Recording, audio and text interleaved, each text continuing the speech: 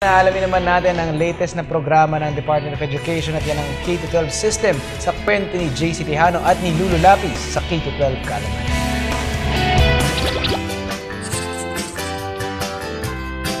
Kumusta mga boss? Ako si JC at kasama ko naman ang pinakamatalik kong kaibigan sa school na si Lulu. Ako si Lulu. Tara na mga boss at sama-sama nating paunlarin ang ating kaalaman tungkol sa K-12 program.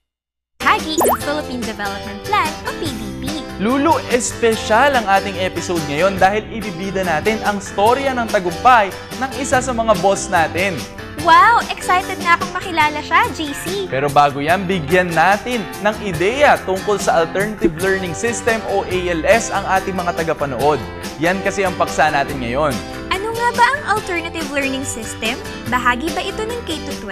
Oo, Lulu, bahagi ng K-12 ang ALS. Sa pagtutulungan ng DepEd at Bureau of Alternative Learning, nakakatulong ang ALS program sa pagtuturo ng basic literacy sa mga kababayan nating may kapansanan, out-of-school youth o may mga kakulangang pinansyal.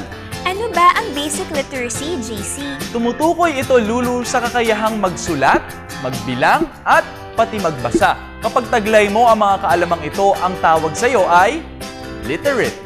Makakapagtapos pa rin ba ng pag-aaral sa tulong ng ALS, JC? Oo naman, Lulu. Meron tayong tinatawag na Accreditation and Equivalency Program o ANE test. Basta literate ang mga out-of-school youth o sino mang edad ang taong gulang pataas na hindi nakapagtapos ng elementarya o sekundarya, maaaring kumuha ng pagsusulit. Magkakaroon ng certificate ang mga makakapasa bilang katibayan na maaari sila magpatuloy sa kanilang pag-aaral at pumasok ng elementarya, sekundarya, kolehiyo, trabaho at non-formal at formal training programs. Ang pagsusulit ay i-offer din kahit sa mga may kapansanan. Sa tulong ng K-12 program, lahat ay mabibigyan ng pagkakataon na makapagtapos ng pag-aaral.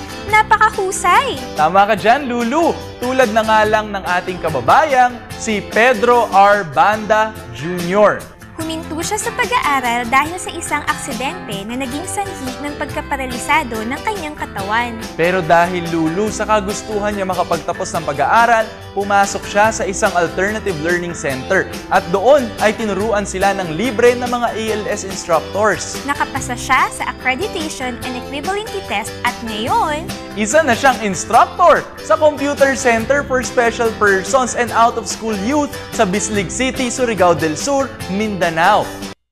Pinag-uusapan na lang din natin ang pagkapasa ni Pedro sa pagsusulit. Congratulations nga rin pala sa lahat ng mga nakapasa sa ANE test na ginanap noong Oktubre noong nakaraang taon. Lumabas ang resulta nitong February 21 at para makita ang list of passers, bisitahin lang ang website ng DepEd. Muli, congratulations!